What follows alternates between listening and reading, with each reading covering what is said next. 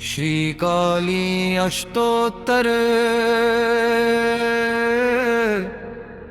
शतनामा स्तोत्रम्।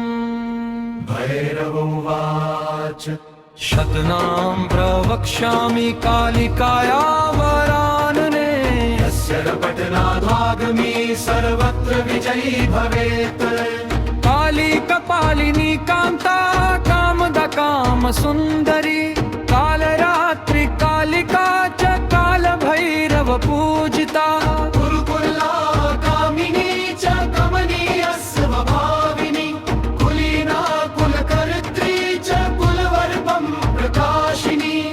कस्तूरी रसनीला च काम्या कामस्वरूपिणी। प्रकारवर्ण नीलया कामधेनु करालिका। कुलकान्ता करालास्या कामार्ता च कलावती। कृशोदरी च कामाख्या कौमारी कुलपालिनी। कुलजा कुलकन्या च कुलहा कुलपूजिता।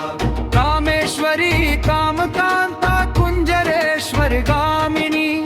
कामदात्री कामहर्त्री कृष्णा चैव कपर्दिनी।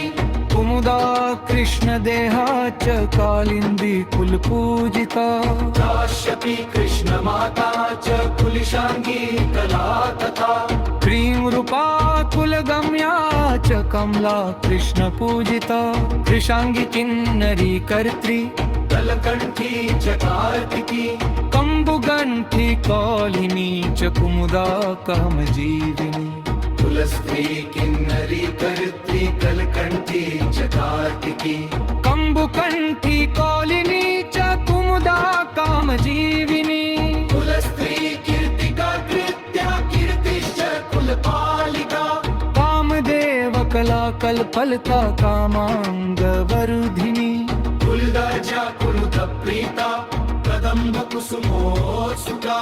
कादम्बिनी कमलिनी कृष्णानन्द प्रदायिनी।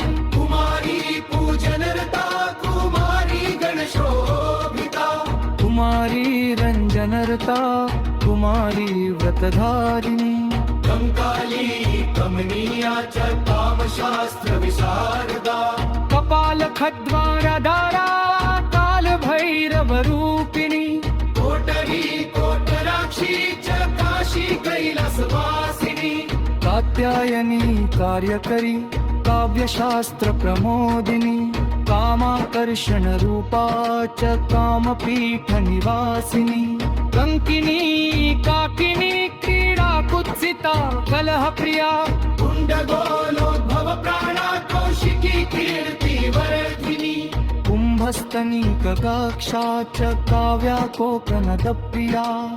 प्रान्तारवासिनी कान्ति कठिना कृष्णवल्लभा। इति ते कथितं देवी भूय गुणनिरन्तरम्। प्रपठेद्य इदं नित्यं कालीनाम शताष्टकम्। त्रिषु लोकेषु देवेशि तस्या साध्यं न विद्यते। रात्रिकाले च मध्याह्ने सायाह्ने च सदा निशि। यः पठेत् परया भक्त्या कालीनाम शताष्टकम्। कालिका तस्य गेहे च संसानं कुरुते सदा। शून्यागारे श्मशाने वाक्रान्तरे जलमध्यतः। कालीमध्ये च संग्रामे तथा राणस्य संशये। शताष्टकं जपन् मन्त्री लभते क्षेममुत्तमम्। कालीं संस्थाप्य विधिवत् स्तुत्वा नाम शताष्टकै। साधकः सिद्धिमाप्नोति कालिकाया प्रसादतः। इति श्रीका